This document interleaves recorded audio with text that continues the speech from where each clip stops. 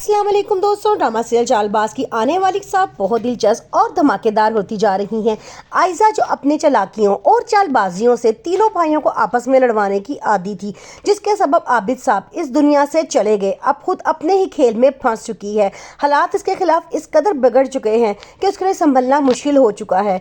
असल झटका उसको तब लगता है जब शायान की उसे कॉल आती है और वो उसे बदले की धमकी देता है। वो अनाया से भी इस बात का जिक्र करती है कि शायान वापस आ चुका है और वो कह रहा है कि अब वो बदला लेगा, जिसमें अनाया उसे कहती है कि सब कुछ आपकी वजह से हुआ है, मुझे वो कुछ नहीं कहेगा, वो बदला आपसे लेगा। ना ही आप अपनी जिद में आती और ना ही वो हमारे साथ इस तरह का सलूक करता। आपने उसके सबके सामने बेइज्जती की थी, उसे थप्पड़ मारा था और उसके ऊपर पानी फेंका था। अब वो आपसे बदला लेकर रहेगा। अब आयजा बहुत परेशान है। वो उसे कहती है कि सब कुछ मैंने तुम्हारे लिए किया था, लेकिन अनाया उसकी कोई बात नहीं सुनती। दूसरी तरफ आयजा को ये भी बहुत टेंशन है कि ईशर इस घर में वापस आ चुकी है। वो उसे कहती है कि तुम कुछ दिनों के लिए मेहमान हो, जब यहाँ से चली जाओगी तो सब कुछ दोबारा मेरे हाथ में आ जाएगा, इसलिए तुम्हें काम करने की कोई ज़रूरत नहीं है। ये घर मेरा है, इसके सारे काम मैं खुद ही करूँगी। लेकिन आगे से वो कहती है कि तुमने क्या समझा था कि तुम तीनों भाइयों को लड़वा के इस घर से निकलवा दोगी? ये प्लान मैं तुम्हारा कभी कामयाब नहीं होने दूंगी।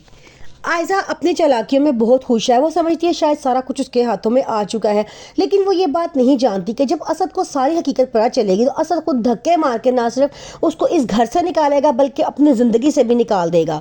आयजा अपनी माँ को भी नहीं छोड़ती, उन्हें भी साफ कहती है कि आबिद साहब की मौत की वजह आप है। ना आप उन्हें फ़ोन करके सारा कुछ बताती और ना ही आज वो इतना दिल पे बातों को लेते कि वो इस दुनिया से ही चले गए। उसकी मामा कहती हैं कि नहीं, मैंने तो तुम्हें कॉल की थी, अब मुझे क्या पता था कि आगे से वो कॉल उठा लेंगे और कुछ बोले बिना सारी बातें सुन लेंगे। लेकिन दिल में आयजा बहुत खुश है, क्योंकि वो नहीं चाहती थी कि आबिद साहब हकीकत से पता लगने के बाद अब जिंदा रहें। अगर वो जिंदा होते तो वो सबको सारी बातें बता देते और आयजा का पता कब से इस घर से साफ हो चुका होता। अपने बाप की मौत का सुन के तीनों भाई पूरी तरह से टूट चुके हैं। उन तीनों को एक दूसरे के सहारे की जरूरत है। अर्शी जब घर जाने की बात करता है तो असद उसे रोक लेता है और कहता है कि नहीं, इस बुरे वक्त में तुम हमारे साथ दोगे। लोग किसी के मरने पे भी रुक जाते हैं, तुम अपने सगे बाप के मरने पे भी यहाँ नहीं रुकोगे। तो अर्शी उनकी बात मान लेता है और कुछ दिनों के लिए वहाँ पे रुक जाता है।